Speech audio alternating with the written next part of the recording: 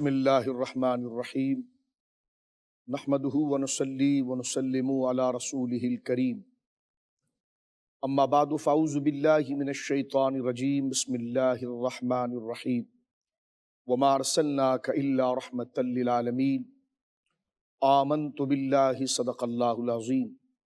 محترم ناظرین، السلام علیکم ورحمۃ اللہ وبرکاتہ۔ معجزات رسول صلی اللہ علیہ وسلم کے مبارک اور مقدس عنوان سے ہم آپ کی خدمت میں حاضر ہیں۔ نبی پاک صلی اللہ علیہ وسلم جب ہجرت کر کے مدینہ منورہ تشریف لائے تو یہود قبیلے کے سب سے بڑے سردار عبداللہ بن سلام ان میں شمار کیے جاتے تھے، یعنی ان میں سادات اور عزت دار اور بزرگوں کی اولاد، کیونکہ حضرت عبداللہ بن سلام حضرت یوسف علیہ السلام کی اولاد میں سے تھے اور یہود ان کی بڑی قدر کرتے تھے، وہ ان کے سادات اور اشراف میں سے تھے۔ ان سے جب کسی نے پوچھا کہ آپ نے نبی پاک صلی اللہ علیہ وسلم پر ایمان کیسے لایا اور آپ نے کیسے پہچانا کہ یہ اللہ کے نبی ہے، تو حضرت عبداللہ بن سلام اپنے واقع ایمان کو کئی جگہ پر انہوں نے ذکر کیا۔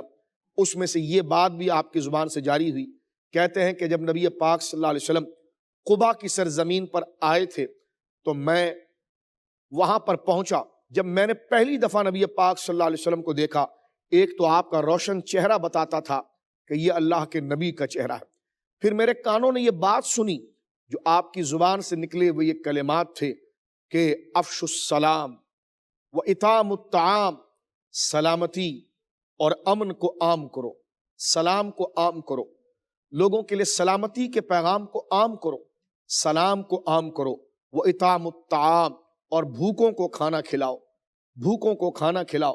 حضرت عبداللہ بن سلام کہتے ہیں کہ اللہ کے بندوں کے لیے اتنی مہربانی، اتنی شفقت اور اتنے مہربانی اور شفقت اور رافت کے ساتھ پیش آنا یہ اللہ کے نبی ہی کا کام ہوتا ہے۔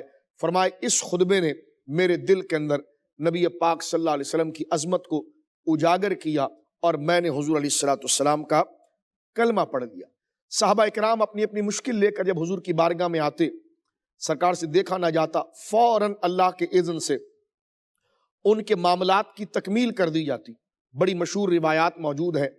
حضرت قتادہ بن نعمان بدر کی جنگ کے اندر ایک دور سے اڑتا ہوا تیر آ کر آپ کی بائیں آنکھ کے اندر پیوست ہو گیا۔ اللہ اکبر! کھینچ کر تیر نکالا گیا تو پوری آنکھ جو تھی وہ آپ کے چہرے پر بہہ گئی۔ ان کو پکڑ کر جب رسول اللہ کے پاس لایا گیا، اب یہ تھا کہ جناب ایک رگ ان کے آنکھ کے ایک حصے کے ساتھ جڑی ہوئی تھی جو ان کو بڑی تکلیف دے رہی تھی۔ وہ یہ چاہتے تھے کہ خنجر نکال کر میں اس رگ کو کاٹ دوں، لیکن کسی نے کہا کہ آپ نبی پاک صلی اللہ علیہ وسلم سے ملاقات کریں۔ سرکار کے پاس جب پہنچے تو ان کے چہرے کے اوپر آنکھ بہہ چکی تھی۔ حضور علیہ السلام نے فرمایا کہ یہ جو آنکھ جو بہہ گئی ہے اس کو جمع کر کے اپنے حلقے میں ڈالو۔ تو جو آنکھ کے باقیات تھے اس کو جمع کر کے جب آنکھ میں دوبارہ ڈال دیا گیا حضرت قتادہ کی، تو سرکار نے اس وقت اپنا لعاب مبارک اس آنکھ میں لگایا تو اللہ رب العالمین نے اس لعاب کی برکت سے ان کی آنکھ کو اسی وقت درست کر دیا اور وہ کہنے لگے یا رسول اللہ میں اپنی اس آنکھ سے آپ کو دیکھ رہا ہوں۔ یہ حیران کن واقعہ، یعنی عادتاً ایسی شفا کا ملنا ممکن نہیں۔ یہی تو معجزہ ہوتا ہے کہ جو اللہ رب العالمین اپنی قدرت باہرہ کے ذریعے نبی کے توسط سے ان چیزوں کو ظاہر کرتا ہے۔ اب آپ دیکھیے یہ دوائیاں میں اور آپ کھاتے ہیں تو یہ دوائیاں تو شفا نہیں دیتی نا، شفا تو اللہ دیتا ہے۔ اب اللہ نے شفا کا ایک طریقہ ان دوائیوں کے ذریعے بنایا ہے، لیکن اللہ اس بات پر قادر ہے کہ ان دوائیوں کے علاوہ کسی اور چیز سے بھی شفا دلوا دے۔ اب آپ دیکھیے بالکل قدرت کا وہ مظاہرہ نبی پاک کے دست مراد پر ہوا۔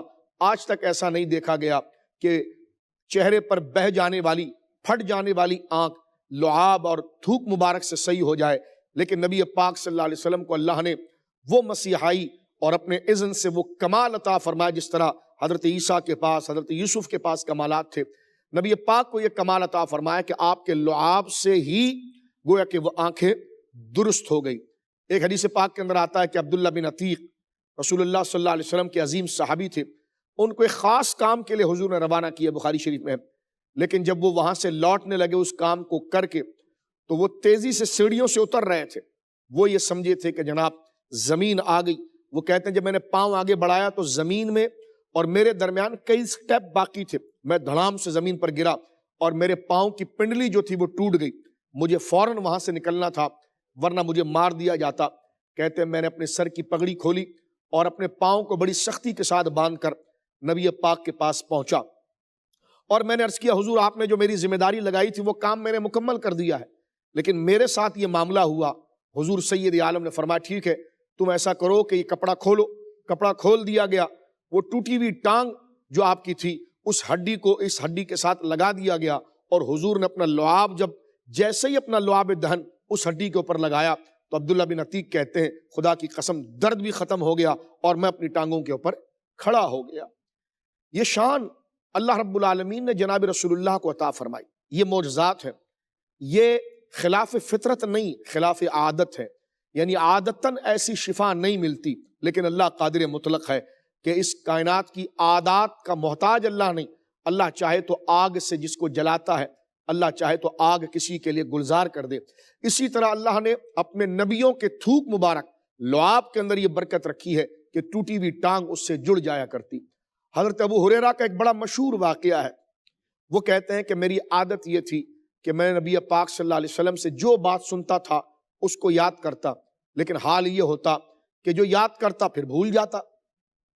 میں نبی پاک کی خدمت میں ایک دفعہ حاضر ہوا اور اس کی یا رسول اللہ میں آپ سے بے شمار چیزیں سنتا ہوں، انی اسمع منک حدیثا کثیرا فانساہ یا رسول اللہ، میں آپ سے بے شمار کلام آپ کا سنتا ہوں، اس کو یاد کرنا چاہتا ہوں لیکن میں اس کو بھول جاتا ہوں۔ اب آپ دیکھیے اللہ کے پیارے نبی کتنا عظیم کام کر کے دکھاتے ہیں اور حضرت ابو ہریرہ پر کیسا کرم ہوتا ہے۔ نبی پاک نے فرمایا اچھا تم میری باتوں کو بھول جاتے ہو، یاد نہیں رہتی؟ کہنے لگے ہاں۔ حضور فرمائے جو تمہارے کندھے کے اوپر چادر ہے اس کو زمین پر بچھاؤ۔ وہ کہتے ہیں میں نے چادر کو زمین پر بچھا دیا تو سرکار علیہ الصلوۃ والسلام نے اپنے دونوں ہاتھوں کو دعا کا جیسے لب بناتے ہیں اس طرح فضا کے اندر اپنے ہاتھوں کو ہلا کر ان کی چادر کے اوپر ڈال دیا اور فرمایا ابو ہریرہ اس کو اپنے سینے کے ساتھ لگاؤ۔ ابو ہریرہ کہتے ہیں چادر بظاہر تو کچھ نظر نہیں آتا، لیکن میں اور آپ کہہ رہے ہیں نظر نہیں آتا۔ صحابی کا یہ ایمان ہے جو براہ راست دیکھ رہا ہے کہ مجھے نظر نہیں آ رہا لیکن کونین کی نعمتیں ان چادروں کے اندر آ چکی ہے، جو نبی پاک کے معصوم ہاتھ اٹھے اور اللہ کا فضل اس طرف راغب ہو گیا۔ اللہ اکبر۔ ابو ہریرہ کہتے ہیں حضور نے مجھے فرمایا دمہ، اس چادر کو لپیٹ کر اپنے سینے کے ساتھ لگا۔ کہتے ہیں کہ میں نے چادر کو لپیٹ دیا اور لپیٹنے کے بعد اپنے سینے کے ساتھ لگایا۔ کہتے ہیں خدا کی قسم اس دن کے بعد میں کسی چیز کو بھی کبھی نہیں بھولا، بلکہ جو میری بھولی ہوئی چیز تھی وہ بھی مجھے یاد آ جاتی۔ میں آخر میں یہ بھی بات بتا دوں، اگر آپ مسلم شریف کا مطالعہ کریں، نبی پاک کو محترم ناظرین، ہمارے نبی پاک کو اللہ نے اتنا بابرکت بنایا تھا کہ آپ کے بدن مبارک پر اگر کپڑا بھی لگ جائے نا وہ کپڑا بھی مسیحائی کرتا تھا۔ جیسا قرآن کریم کے اندر ہے نا کہ حضرت عیسیٰ نے فرمایا کہ نابینا لوگوں کو میں شفا دیتا ہوں۔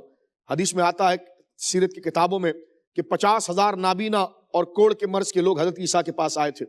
اپنے امتیوں میں سے ایک شخص کو اپنا جبہ دیا اور خود اپنے ہاتھ کو پھیرتے تھے، وہاں سے آپ کا جبہ پھیرا جاتا، جس کے چہرے پر جبہ پھیر دیا جاتا اللہ اس کو آنکھیں عطا فرماتا۔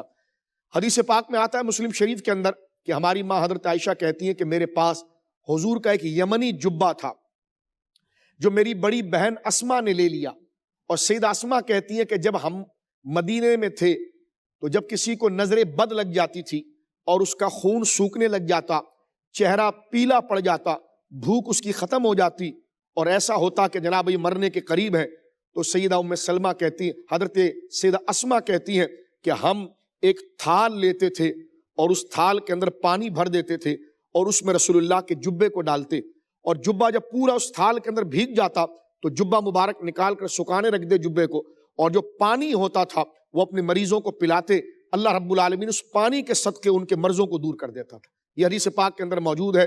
وہ کہتی ہیں کانا نغسلھا ونستشفی بھا للمرضی، ہم رسول اللہ کے جبے کو دھو کر اس کے دھون کا پانی پلاتے، اللہ رب العالمین شفا عطا فرماتا۔